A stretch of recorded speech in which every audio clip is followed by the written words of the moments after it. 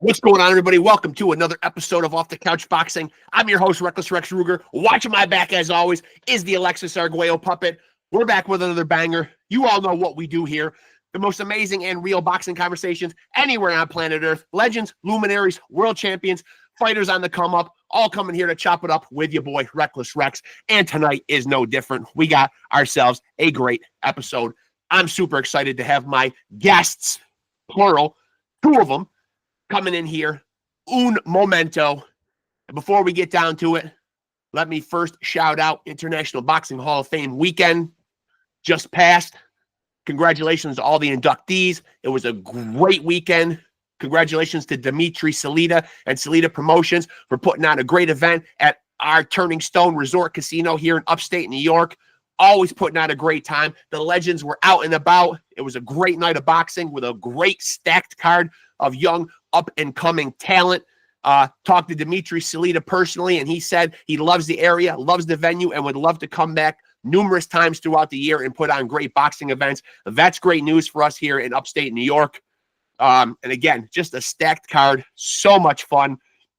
And again, congratulations to the 2025 inductees, the amazing official Kenny Bayless, of course, the great Vinny Pazienza, Michael second to none. And of course, the class was led by 8-division world champion Manny Pacquiao. So just another great class of inductees going in. Congratulations to all of them. Congratulations to everybody who showed up and showed out on Friday night's card. One of those fighters is going to be my guest here in a few minutes. She showed up and did her thing. And great to see. An amazing card, though, all around. Some great young talent. My guests are here right now, so I'm going to shut the hell up. We're going to get down to it, man. I'm excited about this one, man. Let's get down to it and chop it up. Let's go.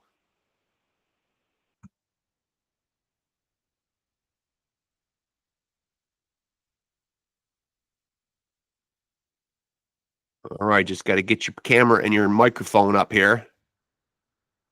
You guys there? Yeah. Can you hear us? Yeah, just got to get your camera up. That's all. There should be like an icon down there at the bottom. It looks like a camera. I hear it. I can see. Yeah, I can hear you guys good, though. Can you see? There you guys are. There they are. Hey, Hey, listen, I really appreciate it, man. I appreciate you guys doing this, man. Really a pleasure to have both of you guys on here, man. Thank you. yeah, no Thank problem. you. Yeah, and Franchon, of course, congratulations, man. I was in the building Friday night, man. Another great performance, man. So I'm curious, though, man, and I might be able to get both you guys in here. You guys on the phone? Can you turn it sideways? Yeah. Yeah. That might. Please. There you go. That might work better. I'm curious, man. Friday night's card. Well, first of all, I do this podcast. Are you guys the only boxing couple? Married couple in the history of boxing? I'm racking my brain trying to think of another. I don't think it exists. No, it's a few other ones. Yeah, it's a few others. But not Yeah. that have done it successful, though, right? I mean, they successful in their own way.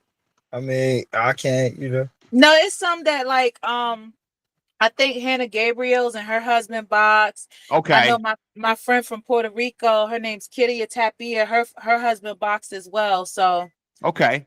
it's, And now, it's a, Glenn, now you last fought in October, correct? Yes. All right. So I want to start with you because obviously Franchon's been out there. She's been out there doing her thing, man. What's currently going on with your career? Does it take a back seat to what Franchon's doing? Like, where are you right now?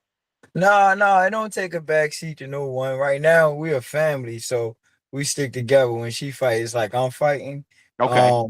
We take turns going back and forth while we still had the time in this boxing game. But I should be fighting soon. Okay. And so Franchon, so what's next up for you? First of all, I was in the building that night. I thought you clearly won the fight, though, but there's certainly like mixed reviews from the crowd. I'm not sure like exactly what they were watching. So what's next for you? And what was your assessment of your opponent? She's a former Olympian as well. How did you feel your performance was that night? I will say, considering for the work I put in and everything, it wasn't my best performance at all. It was a lot of stuff going on outside the ring. Even you could see there ringside, it was stuff going on. So It wasn't my best performance, but I do believe I won, which the Yeah, judges agreed. And like I told her, I said, you know, everybody has their time. All the greats had bad nights. You may win a crowd because you know you're in there with a champ. You know what I mean? yep. But I won the fight. Um, yeah, it's good. I mean, I'm back 17 months later, no excuses, and I got the W, and I'm on to the next. And what's it feel like when you know that, like, you know, certainly there were other women legends in the crowd. Clarissa Shields is ringside. Christy Martin's in the building. Does it add extra pressure or just another night at the office? It wasn't pressure from them.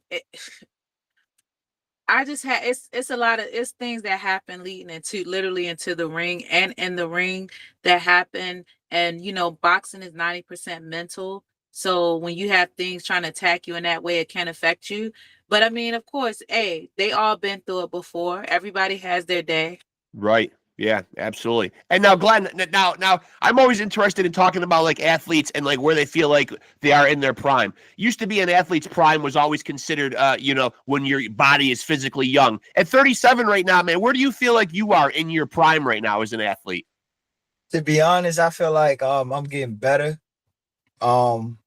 Like Mayweather said, I have all my faculties. I've been around a long time. I've been an athlete all my life, but I feel like I'm getting better. And I don't go about the construct of prime.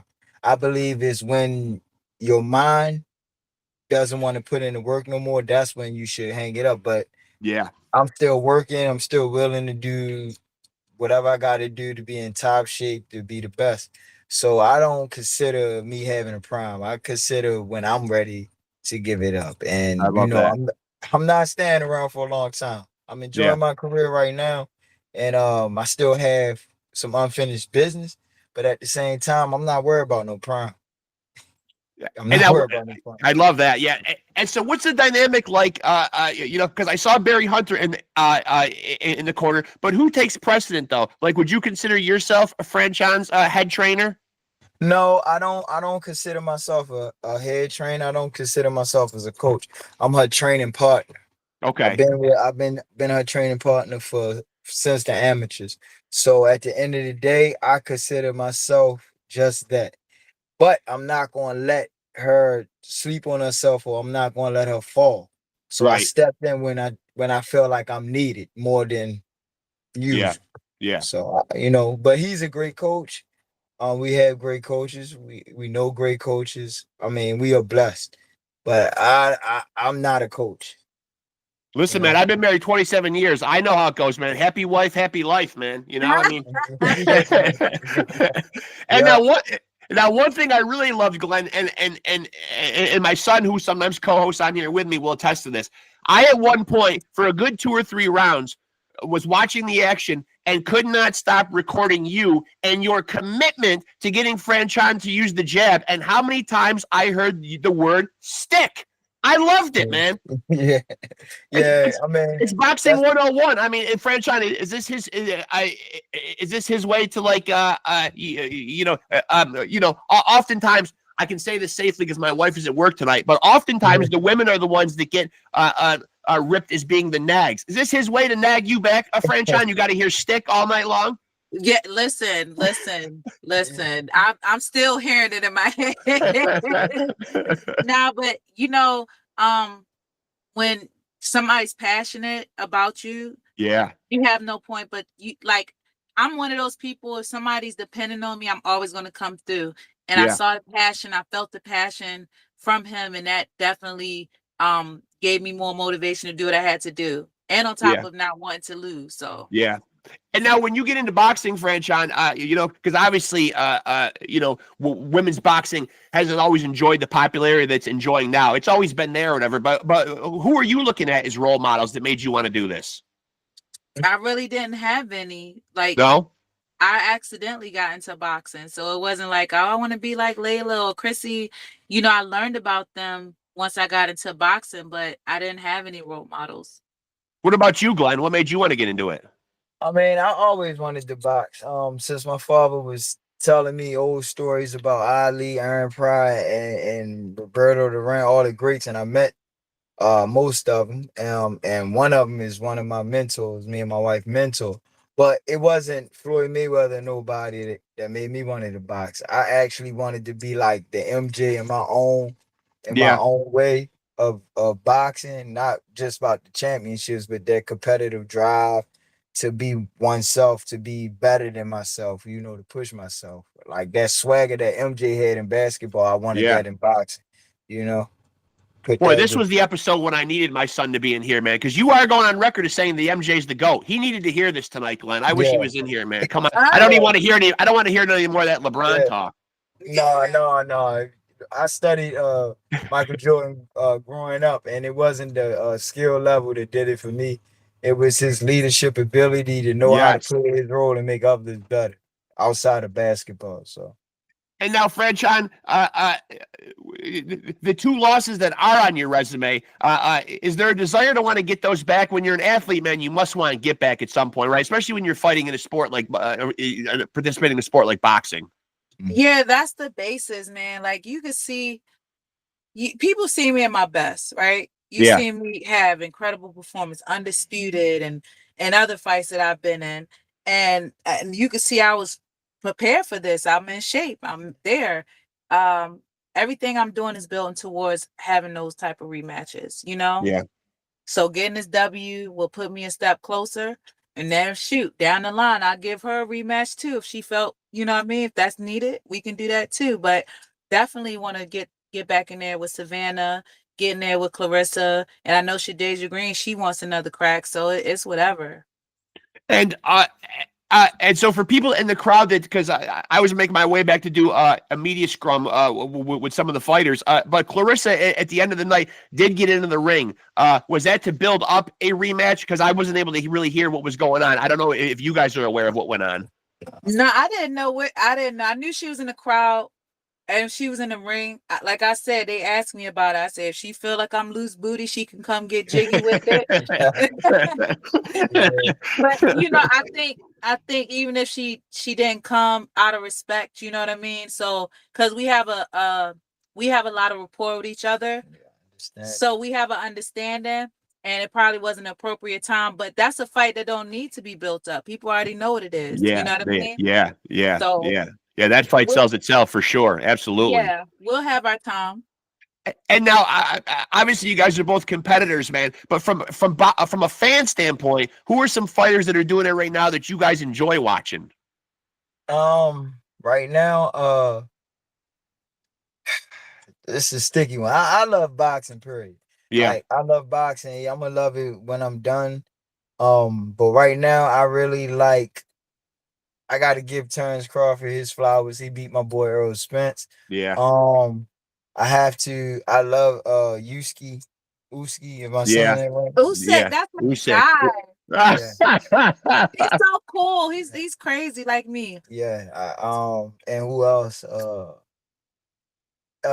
know that boxing been hard on him, but I also I like Shakur. I like Shakur. He's gifted, and I gotta. And you know the normal Tank.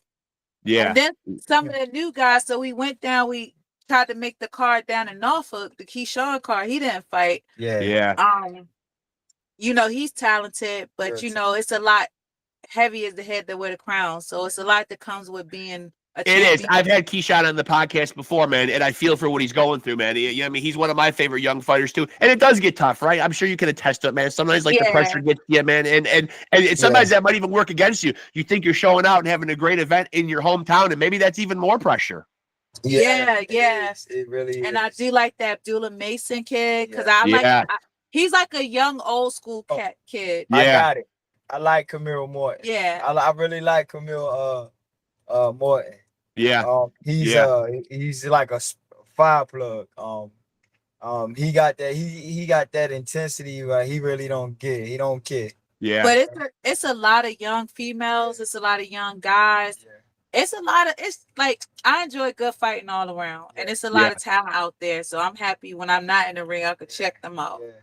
And now, Glenn, you mentioned that you were coming back with a specific mission, but you're kind of alluding to the fact, like, you want to get mission accomplished and possibly make an exit, not be around for that much longer, right? So do you have a definitive amount of fights and or a definitive age where you want to be getting out of the sport? Well, put it like this. I would love like 3 good quality fights and to see my wife fight a couple more times. That's about it. And that's Yeah. going to be it for me. Not because I can't get it done or I'm all beat up or I'm banged up or I'm old. It's because Yeah. I want to do something else. Yeah. I really want to do something else, enjoy my life. I've We- been an athlete all my life. We've been doing this 2/3 of our lives. Yeah, yeah. Yeah. So with that being said, like, what would the I don't know if you guys have this nailed down yet, but what would be the thought? When you guys are all done with the sport, competing in ring, do you feel like you'll still be connected to boxing, or will it be a clean break and you're interested in doing other ventures? Well, hopefully when I'm done boxing, I still have a chance to go and chill with my friend, Yeah, which is my wife manager. yeah, Peter Khan. Yeah, he's my family, and I do really care genuinely for him and his family. My OG, yeah, Bernard Hopkins. And I don't have a desire to coach other than being there for my wife. yeah. But if I can give back and help here and there, I would. Boxing is a tough sport. Ain't it? Yeah. And for me, like I'm already behind the scenes on boxing too. Like I work with my husband, help promote him. Yep. I do things behind the scenes. So I feel like, and then one of my mentors want me to step into certain roles. So I know I'll still be associated. And I have a lot to give. Yeah. Not only as a new age pioneer for women's boxing, but I have a lot of valuable information. Sure. And yeah, I think I'll still be involved on the logistics side. And I'm still becoming some fights though. Oh yeah. And now, Glenn, I want to ask you because Franchon does not have a draw on her record, but you do. I'm always curious what you take away from as a fighter when you have a draw. It just seems so weird to me. Like like we see other sports go into overtime. You know what I mean? When you tie in a fight with another man, it just seems to be like when you walk out of there, what's the mindset that you have? I just tied with this guy. Fucking trauma. Other than the drama, the trauma, you're never the same. Yeah. I was always taught you gotta have a short memory in boxing. Yeah. But even with your short memory, it's just in our nature as man, as a boxer, it does something to your ego.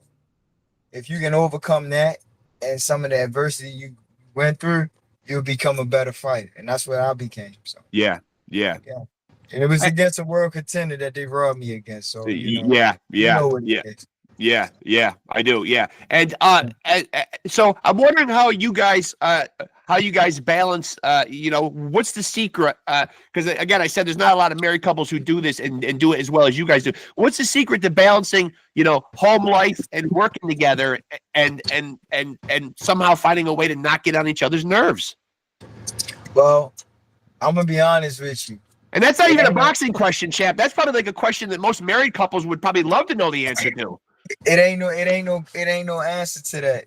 You're gonna get your special person gonna get on your nerves. Yeah. You're gonna have good times, you're gonna have bad times, but you gotta have that will and that desire no matter what. You gotta rock out with each other. That's my best friend. That's my best friend. So it's like, imagine, just like you probably get annoyed with your son, you still always care about him, want to know if they're okay, and you want them around. And for us, boxing is life. You know, we run together, we do everything together. Like I literally love being around her if we didn't box at all. Yeah. You think the fact that you guys are both athletes and both competitors, I'm sure you're obviously training together, you're working out together, whatever, do you think it helps you both as fighters? It must, right? You saw what happened Friday, right? Yeah. Yes. That's just that bond we have. Like I trust him with my life. And I know his word holds a lot of weight because he's not going to lie to me. He's not going to tell me anything wrong. And I know he genuinely wants me to win and be great. So, yeah. And now when you're in that corner and you're yelling a lot of the instructions and it comes across as because I know watching it, I thought, wow, her husband, even though Barry Hunter is there, he must be in the role of head trainer. Now, you have since said that that's not the case, but do you feel like Is it just a natural impulse? Like, that's my wife in there, I'm going to be super vocal, even if there is a head trainer there. I'm still gonna do me and be the husband and protect her. Unfortunately, the head trainer sat down. It was a switch I wasn't aware of. Okay. So my husband just stepped up and did what he's supposed to do. I look at it like this. Outside of what that night brought, I've been around Barry Hunter for 10 plus years. Yeah. So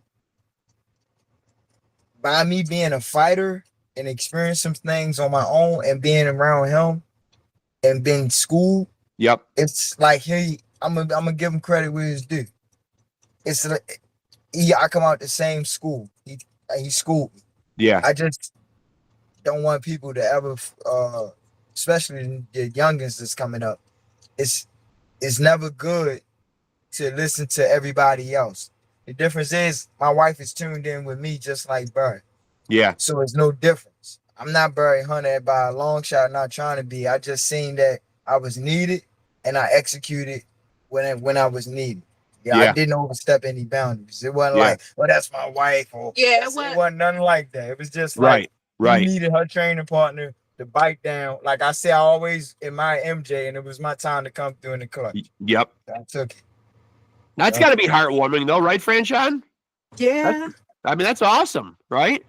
I just didn't want to let him down or anybody else down. And she couldn't let me down. Long as she gave me effort, I was I didn't care. Yeah.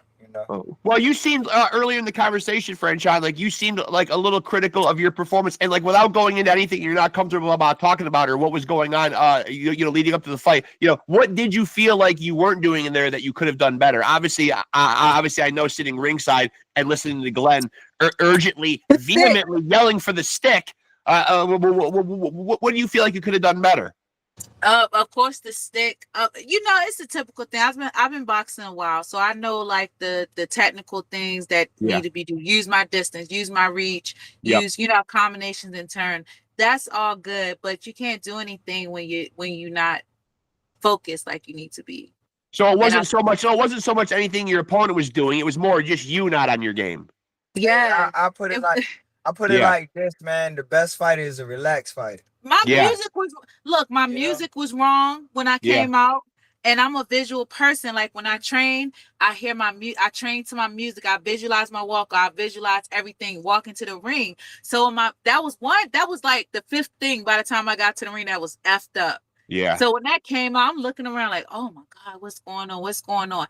And then, just as things progress, it just got worse and worse. But, I give credit. She was an Olympian. I could have took a duck.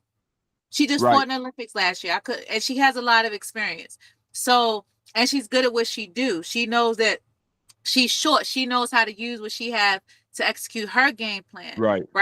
So I didn't take a soft touch. I didn't take, just something to look good. That would have been nice. Anybody would have took that. But for me as a true competitor and a champion, I said, boom, let me fight somebody who has something that I wanted.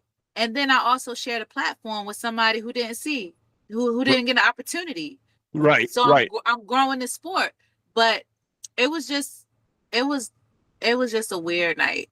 You're gonna really have nights that even the greats they know that it ain't really their night because things go left. Yeah. But all the great ones find a way to achieve. Win. Not just win, but achieve what they need to achieve in the mix of adversity. And that's what she's done. And I'm proud of it. So. And now, where do you feel like, I feel like women's boxing is in a very good place right now, but I feel like one person that has helped it, but yet he's a very polarizing character, and I'm wondering where you guys stand on, are you a fan of when Jake Paul puts on these events? I know he's put on Amanda Serrano, he's put on some women fighters and really gotten them paid and really got the spotlight on women's boxing, but overall, are you a fan of Jake Paul and what he does? Yeah, I'm not anybody who supports women boxing, exalts them, supports them, and he's passionate. He really put, like Amanda, she's been around for a long time, and he came by and elevated her. Katie and him and all of them have opportunities, with their promotion, and then they just went on a signing spree, and did all these talented women. Salida Promotions has signed a lot of talented women. So I would never knock anybody generally for their contribution to the sport, especially women's boxing. And now, did you? And now, I know you had a fight, but did you guys get a chance really to immerse yourself and enjoy Hall of Fame weekend, or is it just there just to accomplish the No. mission and get out? Yeah, Hall of Fame weekend was work, stress, and work. But when you love something, it's not work. So I was glad to be stressed with something I love and chill Yeah. out. And I got to see some of the inductees like Kamish, Kenny Bayless, Yeah. and what is it? Sophia? What's it? Mattis? I think she's from Germany. Annie, I don't know. I practically tripped over myself trying to chase Roy Jones out of the building, but I didn't have any luck. No, but I got to Roy see some of dubbed the us. inductees, and you know, of course, you know, send my congratulations, and yeah, we did what we had to do, and got out of there. Yeah, we had to hit the road. Yeah, I had to go see my father in Virginia. Yeah, I also had to, stop down there for the fight down there. Yeah, Promotion, she promoting us, so yeah. so. And so, what did you think about? And so, you didn't perform on that card, but you guys did make it down to Norfolk to watch the fights. Some of them. We got to see Abdullah Mason. Yes, yeah. Who ended up getting elevated to the main event. Yeah, that's how you take it and you roll with it. I'm really impressed with him. Not just with the boxing, but he's mature. Yeah, I like how he carries himself. Yeah, very mature. Now, as two people that have competed in the sport and really seem grounded and have a lot of respect for the sport. As I said, I've had Keyshawn on here before. I love him. He's one of my favorite young fighters, man. You mentioned earlier about sometimes the crown can get heavy or whatever, man.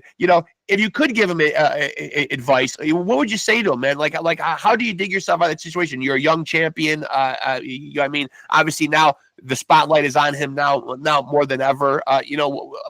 What's the best recourse for him? To maybe rebuild his career. I see he's getting a lot of backlash, unfortunately, from people online.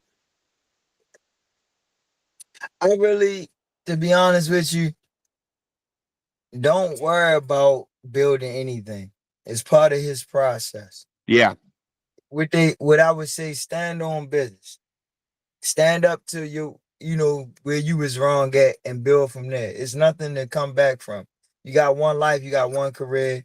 He achieved great things, and he's gonna continue to achieve great things. Don't just bite down and focus. You don't have to rebuild nothing. Just be yourself. Be true to your grind, your process. Everybody's hit potholes along the way. They have. Yeah. I mean, I would just tell him to take 10 deep breaths, relax, let your talent speak for yourself. You've promoted. You're with one of the most iconic promoters in the sport of boxing, and surround yourself with people that keep you honest. Like I have my husband, I'm a former undisputed champion, unified champ. You know what I mean? But he keeps me grounded. I have my sister, and she keeps me grounded. So you have to have people around you to tell you, like, look, take your time, build, but be, you know what I mean? Yeah. Like stay grateful, stay humble, be grateful for your opportunities, because as you see, just like that, the rug can be pulled right from under you. Yeah. Yeah, and that's probably good advice, not just for him, but for any young fighter or any young person doing anything in life. I'm talking to people who made mistakes just as big as that, so. Yeah, it's just, listen, boxing is life. Yeah. And they don't give a F about you. Yeah. The same people to build you up will break you down. You just basically don't believe the hype. Yeah. Believe in yourself, but don't believe in the hype.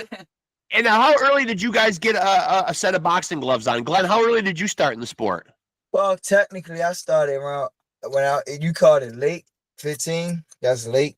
Yeah. Back when in the era I came out of, you got like the Rashi ones who was fighting since they was in Pampers and stuff like that. I started late. Yeah.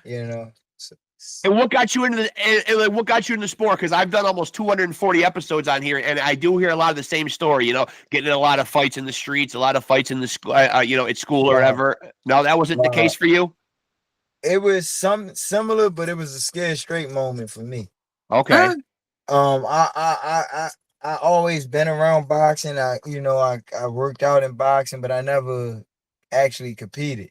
It wasn't until I got in a situation as a young kid with taking place with a judge, and she wasn't playing with me, and she said some like heartbreaking things to me. Like, I'm a kid with a clean record and all, and she didn't give two F's. Yeah. And she said something to me. She said, "I'm going to make an example out of you if I get another chance to do it." And I never gave her another chance. I went to my old friend, which was boxing, and I Yep. stuck with it. And Stuck what, with it. and what about you, Franchon? How early did you get into it? 15. I just started to lose weight for singing. I had no idea what I was getting into, but I was a street fighter too, so it didn't like fighting wasn't foreign. So boxing wasn't the dream at first. You're talking about a singing career. Yeah, I don't. Yes, I'm just here. That's what happened. And so will you ever, and so like, you know, in your post-fight career or at any point along the road, will you revisit the singing career? Have you revisited the singing career? Yeah. 2023, I had a top 10 dance hit in UK. Okay. I currently have 2 singles out, and I'm good right now. You could check it out. L dot is like LSB, but use the period. L period S period B period. Okay. And the other song is Leave Me Alone on all streaming platforms. But I'm living my life. I'm so blessed to be in a position where I can explore different avenues of creativity. And just like boxing, like you said, it has to end one day. Right. But with singing, I can write for other people, and I could just hit a lick at 50 years old one day, Yeah, so yeah, you could. I know. I mean, that's one of those things that's one of those things that you can never really age out of. yeah. I'll be on some cruise ship killing it. or either that, or it'll come full circle, and some young female boxer will be coming out to one of your songs. Facts, let's get it. I love that would be kind of cool. That would be kind of cool. Yeah. And so how active would you like to be the rest of the year, Franchon? Will we likely see you fight again in 2025? I think so. Just gotta, check in with my manager, check in with the promoter, and see what's going on. Stay grounded. Yeah. And what about you, Glenn? Do you feel like you'll see action in 2025? Yes. Yeah, I'm see it. I mean, regardless. Good, bad, ugly, yes and no, I'm ready. I'm gonna stay ready. I'm enjoying my life and my career and the grind with my wife. So. And now your last fight was in October, but obviously, and I saw you Friday night. You obviously you're working out with Franchon. You look like you're in fantastic shape. Fighters are always now keeping in shape. Does ring rust? Is that a theory that boxers even buy into anymore? I mean, you guys are always staying ready, always staying sharp. Are you worried about when you do get in there, how much time will have elapsed? I'm gonna tell you like this, man. I don't believe in ring rust. I believe in mental rust. Yeah. Getting under them lights. Performance anxiety. Yep. Going through the process with your team, being one and stay locked in. All that shit can go, excuse my French, can go left or right. So at the end of the day, ring rust is a figment of imagination. Yeah. It's basically like performance anxiety. If you been doing something the majority of your life, it's nothing to continue to do it, but your mind and your muscle got to be programmed to do it, to go through the process. Right. It ain't actually like you get in there, you don't know how to fight, or you slowing down. No, it's just performance. Yeah. You got to get used to that process. Life is a process. Yeah. If I go sit on my couch for the rest of this year and try to get up off my couch and go run a marathon or walk down the street around the block, of course, my bones gonna creak. I'm gonna be deconditioned. Yeah. It's about performing, the process, the lights, the atmosphere, the different energies. That's what throw fighters off. And I can say that because I've been in a situation my wife was in. Yeah. And when you walk away from the sport, Franchon, like, do you feel like, obviously you'll miss the sport. What will be the thing you'll miss the most? I don't want to talk about that right now because I'm still here. So I don't want to put my fair enough. Yeah, I don't want to put my mind there. Okay. I'm living in the moment. So when I get there, I can talk about it.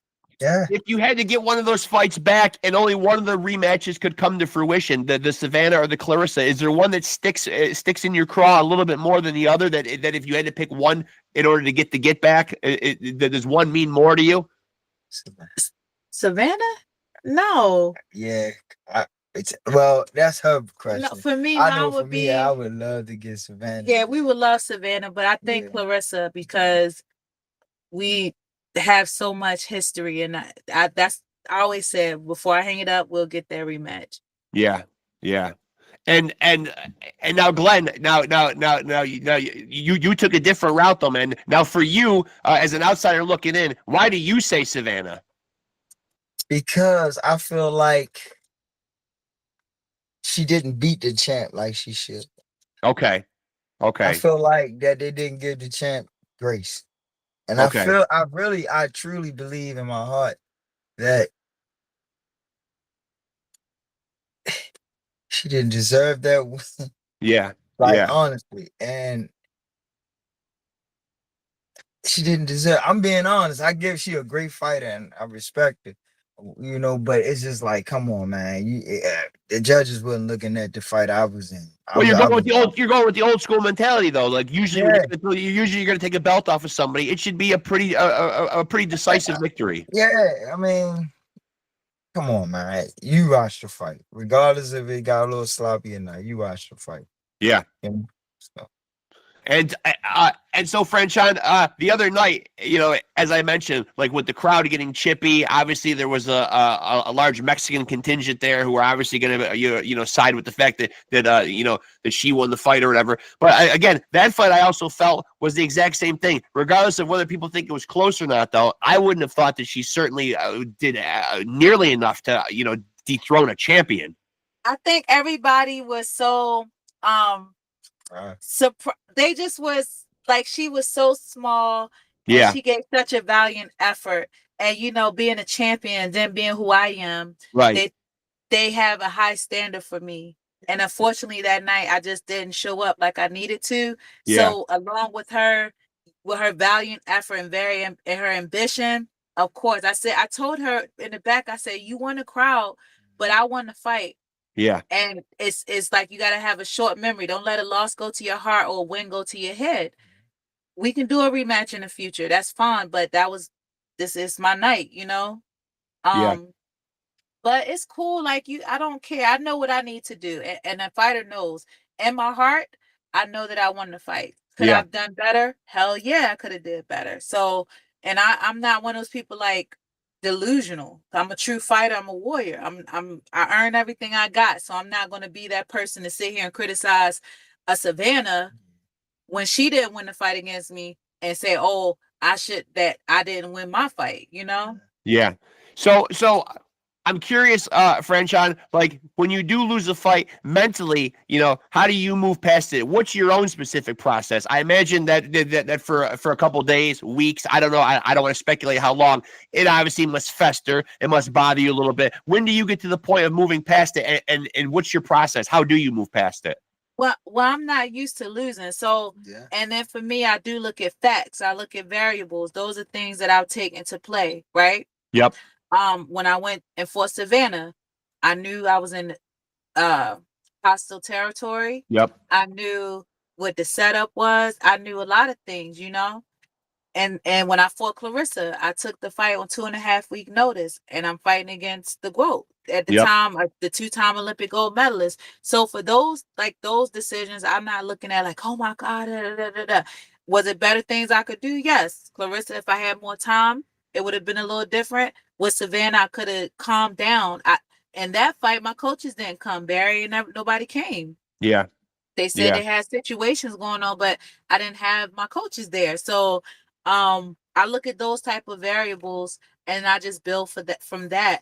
But I haven't really been in a fight. Okay, when I fought the steroid cheat, before everybody else knew she was a steroid cheat with the no decision, I knew what I was facing. Yep. And even in that fight, on numbers, I still beat her. So it's like, I'm just grateful I haven't experienced a loss where I just got beat up all the way or just knocked out, Right. But with this fight, I won this fight. Was it a rough and a little competitive? Yeah. Okay. I've been out the ring 17 months. Yeah. I pushed through camp with a sprained ankle. Shit was happening left and right. Yep. But at the end of the day, that was the performance of her life. That was one of the worst, and I was still good enough to win. So I don't I try to give myself grace. I try not to beat myself up too much. My support system doesn't let me beat myself up too much, and they affirm me, and they're also real with me. I actually had a conversation with Bernard Hopkins before I got on with you, and he gave it to me straight and narrow, So I have good people around me in my close circle that keep it 100 with me, So a loss is a lesson in my book. I'm curious, and again, whatever you're comfortable about divulging, but that's interesting. I picked up on that you just had a conversation. B-Hop just really seems like one of those guys that is always willing to share the wisdom. He's not one of those kind of guys who's one of those ex-fighters, who doesn't want to. He seems like he wants to go around and elevate people. Can you just give a little summary of what kind of advice a B-Hop, a legend like him, actually tells you? I'll keep that for me. Like, okay, he's I'm sorry. It's not anything like no, crazy, that's fine. No, I cherish those conversations because you see him on all over the internet. He'll talk to you like you said. He has no problem sharing information. Yeah. But for me, like you said, hearing from a legend or a person who literally is, it's meaningful. Yeah. Yeah, and I'm literally walking kind of in his shoes in certain instances. So I just like to keep those and just marinate my brain and process. I respect that. Yeah. You know what I mean? Yeah. He's a living example, man. And now, what about you, Glenn? The same question. I don't know if it's going to be the exact same answer, man, but you've had a couple of losses in your career too, man. How do you move past them? Is it kind of the same process as Franchon? Man, no, it's kind of in the same process, but I look at it like, look, I'm in control of myself. Yeah. It comes down to me. That's it. Yeah. I don't look at all the variables because I always been the type of type of fighter that when it come down to it, I'm gonna do what I want to do, and I'm gonna trust who I want to trust. Yeah. So it come down to me to make a decision, to take the knowledge, to get the win, or to take the chance, to sacrifice, to do it my way. If I come up short, if I do. If I don't, it's on me. Right. It's me. So that's just simple, plain and simple. Now, for people that don't know you guys' backstory, two boxers. How do you guys meet? How does this relationship start? Did you guys meet because of boxing? Did you know each other prior to? There might be a lot of people watching this who don't know you guys' backstory as to how you guys became a couple. I mean, boxing, of course, is the foundation of meeting, but it's just genuine helping a person that you care for, just being there for someone. That's the backstory. Like, boxing is what we do, and it put us in the same basically timeline, but it's just basically helping a friend. Just like you saw on Friday night when I needed somebody to be there for me. This isn't, well, let me say that. I've been in situations before where he was there for me as a friend. He also helped take care of my mom because if you know my story with my mom, she was very sick and I was balancing work, being on Team USA, college and everything. So he was just my friend. It was never anything like, oh, I want to be with her. He's just a good ass person, and it just grew. Just help. What people with this world need more of, people that's willing to help. Genuine. Amen to that. Yeah. And that's why it's so heartwarming to hear a guy like B-Hop reaching out to you, because that really is it is nice when you see people in the sport that say, hey, I've been in this situation, but rather than keep what I know to myself, I'm going to dispense the wisdom. I'm going to try to help people. I've seen B-Hop move that way up at Hall of Fame weekend before, pull aside young fighters, and you can just tell he's giving them that, that uncle moment. You know what I mean? That's why he's so blessed, because what you put in the universe, that's what you're gonna get back. Hello. Yeah, that's true. Yeah, you're right. Yeah, so congratulations, man. That was win, lose, or draw, man. It doesn't even matter, man. You really put on a great performance that night and really got that crowd. I think people were the most excited that night to see you fight, even though you were the co-main event. Yeah. I was like, that's what I was mad about, because I really I took that moment to heart because I really wanted to put on for the fans. But Yeah. you know, they got to see a heart of a champion. They might not have seen a technique that night, but they saw a heart of a champion. They saw Yeah. a woman fighting for life. Yes. They saw a woman who was pushing through adversity. They saw a woman who refused to give up and go down. They saw a woman who saw her dream and even getting deterred from it. She kept going forward, kept marching forward. She made it through. She made believer. So yes. And now, what did you think overall, like about the weekend in terms of, you know, because I'm an upstate New York guy. All the festivities are right in my backyard. The International Boxing Hall of Fame, right down the road. The casino. All in all, like, what did you think about the area and the venue and you know, the whole promotion in general?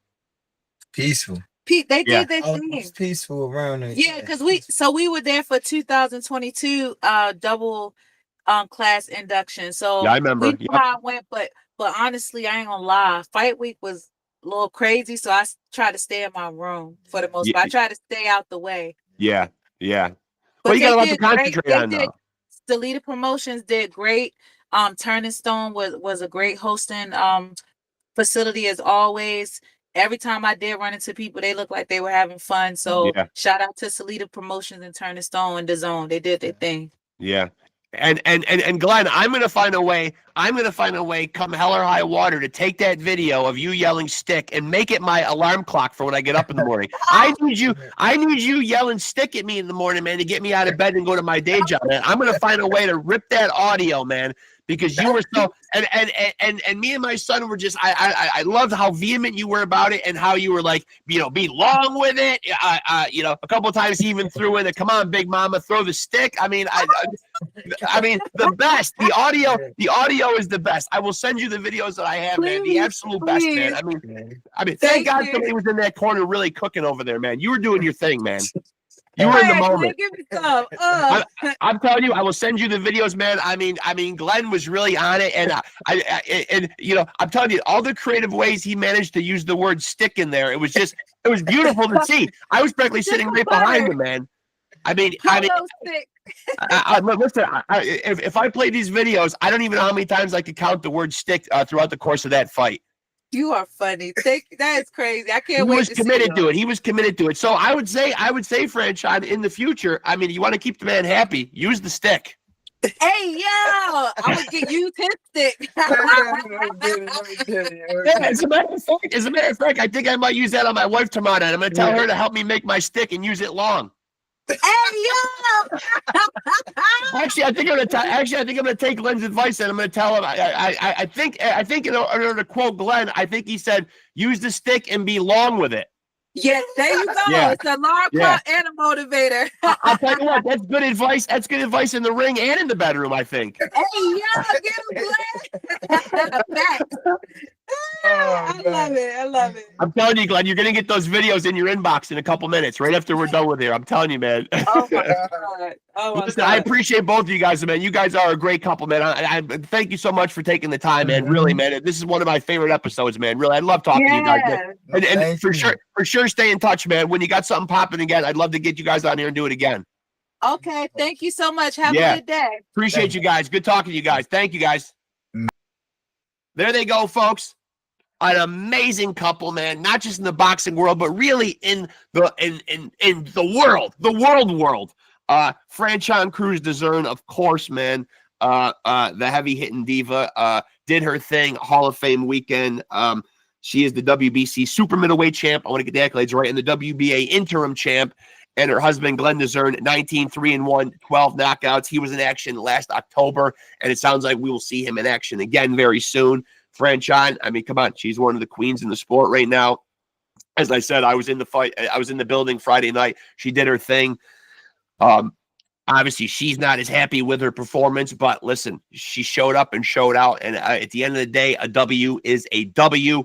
And not to mention that they are just a great couple and really there for each other. And, you know I was giving Glenn a little bit of the business there, but let me tell you, that is a guy that is putting on and showing up for his wife, man. I mean, he was in the corner. And as he said, not the head trainer, but man, just you could really see the passion and the exuberance he has for wanting to see his wife do well and really elevating her. I mean, he was so vocal. so passionate in that corner, yelling instructions. It was really beautiful to see. I know he said he's not a head trainer, but believe me, he's got all the ingredients to make a great one. And I mean that in the best possible way. And so Franchon, look forward to seeing her. I mean, come on. She's, I mean, right up there on the Mount Rushmore right now of female boxers, in my opinion. She's right there with the Clarissas and the Savannahs, whoever else out there, Shadeja Green. You know, they are the faces right now of female boxing. And I just love that Franchon brings excitement. There was an electricity in the building that night. You know, her flamboyance, her exuberance for the sport. I was at the weigh-in and the press conference the day before. Just, you know, they're making boxing fun, and the sport certainly needs that. But also still kicking ass, man. I mean, just a great couple. You can see that when I talk to them, the love, the admiration they had for each other. That should transcend beyond the sport. That's the way all married couples should be right there, man. Being each other's best friend, having each other's back, lifting each other up, supporting each other. Beautiful to see. Great conversation. Easily rocketed right up to one of my top. It's cracking its way in the top 5, guys. Glenn, Franchon, a great interview. Really appreciate them being so generous with their time, particularly since Franchon just fought 3-4 days ago. She looks beautiful. Performed amazingly. I know not up to par in her mind, but again, as I said, she got the victory, and of course, it was a Hall of Fame weekend. Lots of legends, lots of luminaries in the building. I know they're treating it like it's just another fight, but it's probably hard to not feel some type of pressure. Clarissa Shields was ringside. Christine Martin, the coal miner's daughter, is in the crowd. So certainly legendary female fighters were in the building that night, Franchon included. So she runs a record at 10-2, and keeps her belts, and hopefully we'll see her again at Turning Stone. We've seen her there a couple times already. We love seeing her here in upstate New York. I can speak on behalf of an upstate New York boxing fan and somebody that covers the sport and does a podcast.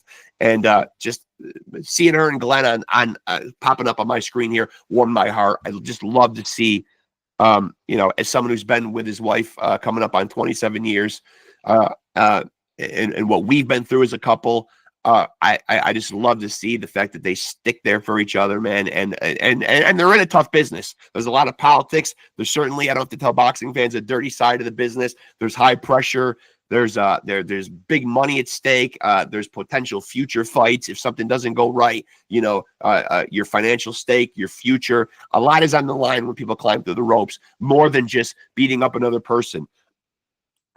So it really is a sport that can really put the choke on you. And those guys seem to have really risen above it. They know how to deal with it. They know how to move within the sport, and they know how to be there for each other. That's the most important part. So again, huge thank you to Glenn DeZurn, Franchon Crews-Dezurn. Congratulations on another victory. The train keeps on rolling, and looking forward to also seeing Glenn in action, man. Hope you guys enjoyed that episode. And now I'm going to wrap it up.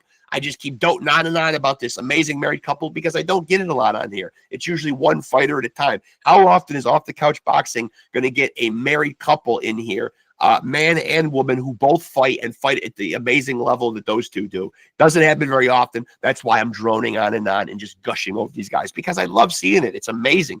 I probably will never have the opportunity unless I have those guys back on again, which I would love to do. That opportunity presents itself very rarely, maybe once a generation, every other generation. So really appreciate them being so generous with their time. Long car ride. I know they've had a long weekend, lots going on, lots of people in their faces wanting interviews. So the fact that they made the time, I'm humbled and so appreciative. So with that being said, here's my promotional mode. Got to pimp my channel. So here we go. Make sure to like and follow Off the Couch Boxing on Facebook. Go to the Facebook page. There you'll find updates on new episodes, when they're dropping, who will be on them, and any other big news. If it's popping off in the fight game, chances are I'm putting it up there. You guys will definitely be informed. Tap in and make sure to like, subscribe, and hit that notification bell to stay tapped in right here on the channel. That's where you really need to be for, as I said earlier, the most amazing and real boxing conversations anywhere on planet Earth. Again, I will only speak on behalf of planet Earth. I don't know what the fuck's going on up there in the ether. Maybe the aliens are up there looking down on boxing, and maybe they got the most dopest of podcasts going on up there. But I can only speculate on planet Earth and what we got going on down here. And I'm the undisputed, undefeated heavyweight champion of boxing podcasts. I don't care what the aliens got going on up there or how dope it is. I'm here on Earth, and I'm bringing you the best boxing content on planet Earth. Amazing and real boxing conversations. We're all over the board with it. You see how we move, chopping it up about everything. Glenn's career, Franchon's career, the married life, the boxing life, the singing life. We take it all over the board. It ain't just your standard cookie cutter questions. We're kicking off the shoes. We're having a regular conversation, man. And that's why I love what I do. And that's why you should love Off the Couch Boxing, because you ain't getting them kind of conversations anywhere else. The playlist speaks for itself. Go look. We've ran down a lot of folks. There's something on there for everybody, young up and coming fighters, as I said. And of course, we got the OGs in there, man. Plenty of conversations with bona fide legends. So make sure you get yourself tapped in. And again, you will see why we are the undisputed, undefeated heavyweight champion of boxing podcast. And to wrap it up, I got good news for you guys out there. You too can be a champion.